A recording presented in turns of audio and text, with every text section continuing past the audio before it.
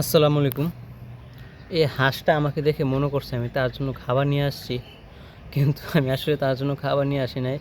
আর ওই দেখেন তার ডানা কীভাবে ঝুলে গেছে। তো এগুলোকে ঠিকমতো যত্ন করা হয় না, না হলে এগুলোর যে বয়স অনুযায়ী এগুলো আরও অনেকটা বড় থাকলো না। তো এদের শরীরে জিঙ্ক ভিটামিনের ঘাটতি আছে। শুধু এদের শরীরে না, আমার শরীরেও জিঙ্ক ভিটামিনের ঘাটতি আছে, কারণ এখন যে সিঁড়ি বেয়ে আসছি আমারই মাথা মতো ঘুরাইতেছে। তো বৃষ্টি বাদলের দিন মনে করেন ছাদে আসতে ভয় লাগে, কারণ আমাদের ছাদ যে পিছলা, এই পিছলা মধ্যে কোন সময় পিছলা খাইয়ে পড়ে যায় নিজেও জানি না। তো গত অনেক দিন ধরে এই মেঘ বৃষ্টি হইতেছে, বাতাস হইতেছে, অনেক জায়গায় বজ্রপাত হইতেছে, অনেক এলাকার মধ্যে অনেক ক্ষয়ক্ষতি হইতেছে, কিন্তু আলহামদুলিল্লাহ আমাদের এই এলাকার মধ্যে এখনও তেমন কোনো ক্ষতি হয় নাই। তবে ক্ষতি হওয়ার মধ্যে একটা হচ্ছে, আমাদের যে গরুর ঘাসের দলগুলো আছে সেগুলো মনে করেন তুফানের কারণে ভাইসা সব চলে গেছে। এখন প্রকৃতির শক্তির সাথে কি আমাদের শক্তি মিলে হবে? এদিকে এত পরিমাণে মনে করেন যাতে ভাইসা না যায়, এত পরিমাণে ভাঁস লাগাইছি, দড়ি লাগাইছি, মানে ভাঁস সহ লইয়া গেছে প্রায় 1,000-1,500 টাকার মতো ভাঁস এই দলের সাথে লইয়া গেছে। আর কিছু ভাঁস আমরা পাইছি। তো এই হচ্ছে বর্তমানের অবস্থা। আর এখন যে পরিমাণে জাম নদীর মধ্যে লাগিয়ে আছে, আজকে একটু জাম ছুটছে, কারণ এই যে পানি যে বাড়ার কারণে সিলেটের যে পানিটা এটা মনে হয় ছাড়া পাইছে, তার কারণে এই যে ঢেউ ঢেবে এদিকে আসতেছে, আমাদের এই নদীতে আসতেছে। আসার কারণে এই যে ফেনার জামগুলো লেগেছিল সেগুলো মানে চাপের মধ্যে পড়ে আবার ওইদিকে গিয়ে লাগতেছে। ওইদিকে গিয়ে আপনাদেরকে দেখাই, ছাদও পিছলা, হাঁটতেও হইতে, এই যে গাছগাছালির জন্য দেখাও যায় না। এই দেখেন যতটুকু চোখ যায় এতটুকু পর্যন্তই শুধু ফেনা আর ফেনা, মানে এত পরিমাণে ফেনার জাম লাগছে। আর নদীটা যেহেতু ছোটো, তার কারণে মনে করেন ফেনাগুলো ভালোভাবে যে পরিমাণে ফেনা আসছে এই পরিমাণে যাওয়ার রাস্তা নাই। তো জোরে চাপ না আসলে মনে করেন সেগুলো আর যাইতে পারবে না।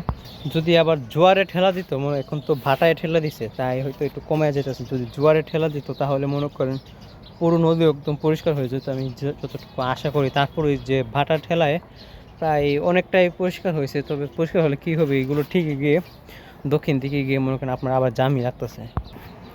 তো এটার মধ্যে আমরা রাত্রেবেলা হাঁসগুলো রাখি, ওপরে অনেকগুলো ইট দিয়ে রাখি, যাতে বাতাসে রাত্রেবেলা তো ঝড় বৃষ্টি হয়ে যাতে বাতাসে টিনগুলো উড়ে না যায়।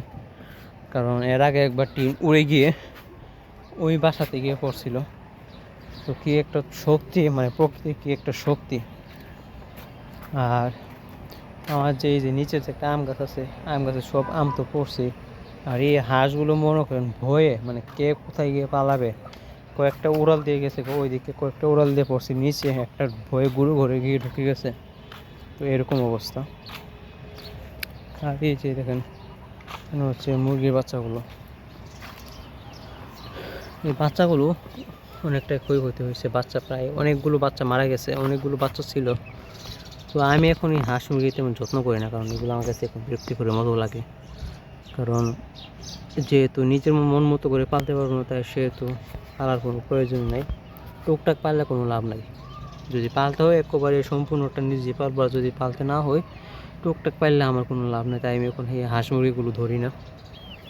আর এই যে এগুলো এক একটা ডাইনোসর, ছোটোবেলার যে কেউ ছিল এখন এগুলো একটা ডাইনোসরের মতো হয়ে গেছে, মানে হাঁটবে, খাইবে আর হাঁকবে, এটাই তাদের কাজ। আর এই যে বাচ্চাগুলো, সে মনে করছে আমি খাবার নিয়ে আসছি। শুধু এটা না, সে এখন খাবারের জন্য না, খাবার অনেক খাইছে, কিন্তু তার এখন উদ্দেশ্য হচ্ছে এই নেটের ভিতর থেকে বাইর হওয়ার জন্য। সেজন্য সে আমাকে দেখে মানে হাবুল তাবুল করতেছে যাতে আমি তাকে বাইর করি। আর এই যে হাঁসগুলো। তো যাই হোক, আপনারা সকলেই ভালো থাকেন, আমার জন্য দোয়া করেন। আল্লাহ হাফেজ, আসসালামু আলাইকুম।